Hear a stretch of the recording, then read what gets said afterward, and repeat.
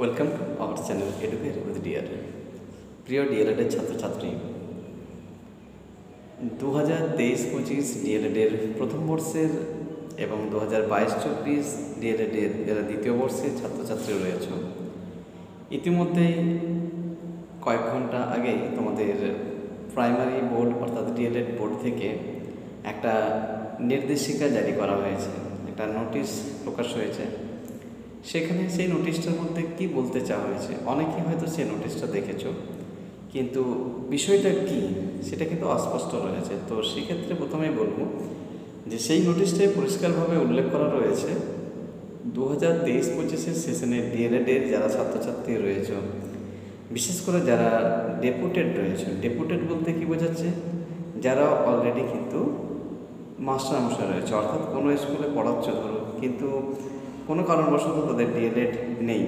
সেটা para teacher হতে পারে, সেটা কন্ট্রাকচুয়াল টিচার হতে পারে, বা সেটা হচ্ছে পার্মানেন্ট টিচার হতে পারে। কিন্তু ডেপুটেড যারা বলতে অর্থাৎ যারা কোনো না কোনো টিচিং প্রফেশনের সঙ্গে যুক্ত আছে অথচ ডিএলএড করছো, এই সমস্ত ক্যান্ডিডেটদেরকে পরিষ্কার নোটিশে বলা হচ্ছে যে তাদেরকে রিলিজ করে দেওয়া হচ্ছে।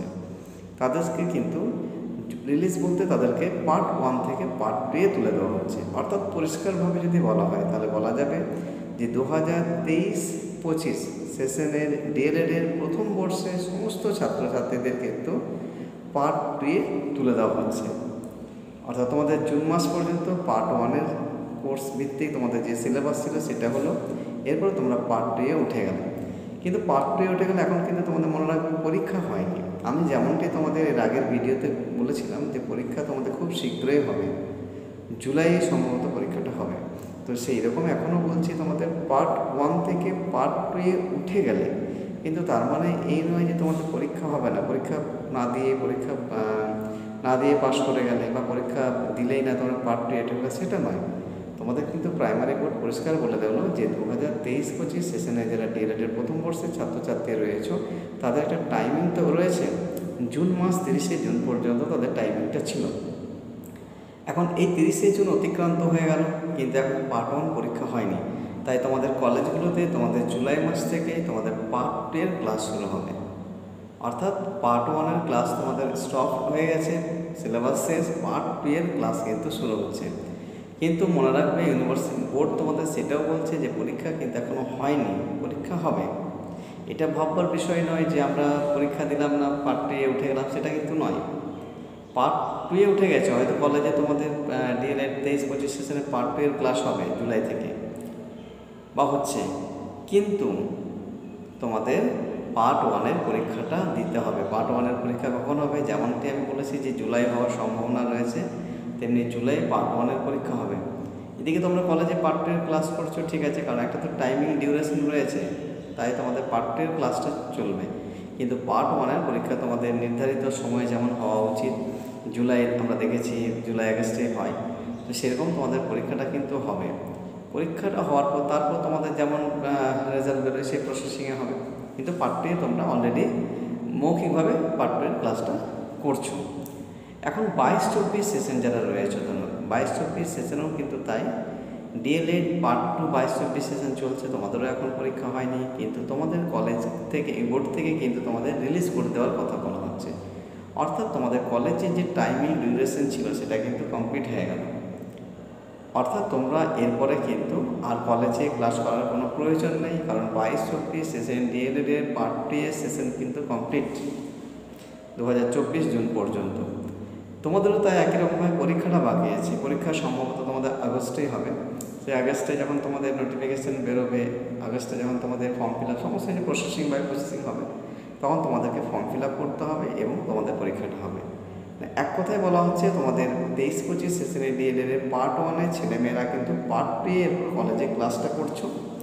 জুলাই মাস থেকে হয়তো নেক্সট দিন থেকে তোমাদের পার্ট 2-এর ক্লাস হবে কলেজে, কিন্তু পার্ট 1-এর পরীক্ষাটা এখনও বাকি আছে। পার্ট 1-এর পরীক্ষাটা হবে যেমনভাবে হয়, পরীক্ষা হবে, ফাইনাল টিচিং হবে, P1 এক্সাম, তেমনভাবেই পরীক্ষাগুলো হবে। এই নয় যে সেখানে আমি পরীক্ষা না দিয়ে পাস করে যাবো পার্ট 2, সেটা ধারণাটা ভুল।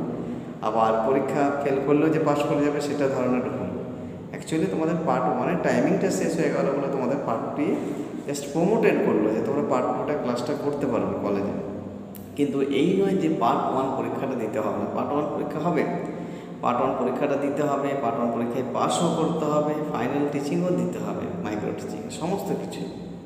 আর ডিএলএড 22-24 সেশনে যে সেকেন্ড ইয়ার বা দ্বিতীয় বর্ষের ছাত্রছাত্রী রয়েছে তাদেরকে কলেজ রিলিজ করে দিচ্ছে, অর্থাৎ কলেজ থেকে তোমাদের আর কলেজে ক্লাস করার দরকার নেই। কলেজে মোটামুটি তোমাদের ক্লাস ধরো হয়ে গেল, তোমাদের সেশন তো কমপ্লিট হয়ে গেল, কিন্তু পরীক্ষা এখন হয়নি। পরীক্ষা তোমাদের সম্ভবত অগস্টে হবে, তো এসে আগস্টে তোমাদের পরীক্ষার জন্য রেডি করো। এটাই ছিল তোমাদের আজকের গুরুত্বপূর্ণ যে নোটিশে বলা হয়েছে। আশা করি তোমরা পরিষ্কারভাবে বুঝতে পারলে, অসুবিধা কিছু নেই। তো আমি তাও বলবো 23-25 সেশনে তোমাদের পার্ট 2 এর ক্লাস হবে, পাস করবে সমস্ত কিছু, কিন্তু এখন তোমরা পার্ট 1 পরীক্ষা যেহেতু হয়নি, তাই ডিএলএড 23-25 পার্ট 1 বিষয়গুলোকে খুব ভালো করে স্টাডি করবে।